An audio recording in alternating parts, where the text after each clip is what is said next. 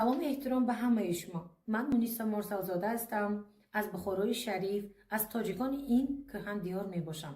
ما تاجیکان بخارای لهجه خاص خود را داریم. امروز می خواهم شما را کمی با زبان ادبی و لهجه بخارایی شناس کنم تا تاجیکان ما را بهتر بشناسید. من بسیار می خواهم که ما تاجیکان جهان یکدیگر را بهتر بشناسیم. لهجه ما نیز یک نوع حجتند که اهمیت زیاد دارند. خوب گوش کنید. بهاءالدین بلاگردان، روایت از فولکلور بخارا در نقل فاضل و محیبه. حضرت بهاءالدین روضه برفته چله ششتگی، یک پای به راست ایستاده چله به ششتگی که بلاگردان شوم گفته. همین 39 روز میشد و چی میشد که روضه به یک کوچوکی یاره چولی پایش چولاق میبیاد. همین روضه به غیل میزند و از خدا نجات میپرسد.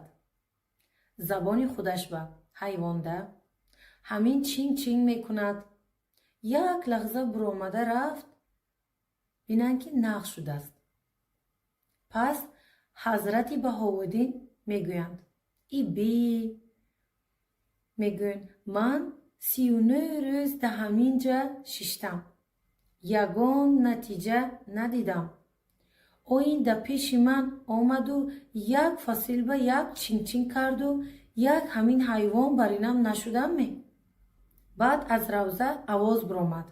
این آوازی محبوب پروردگار پیری غوث الاعظم سید محی الدین ابوالقادر جیلانی بودند.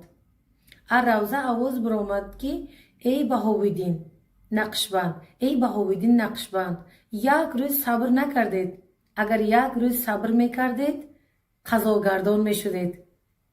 شما برای یک روز صبر نکردنتان بلاگردان شدید. این کس مقصدشان روضه برفته چله ششتن که قضاگردان شوند. انا صبر نکردن انا همین تو شد.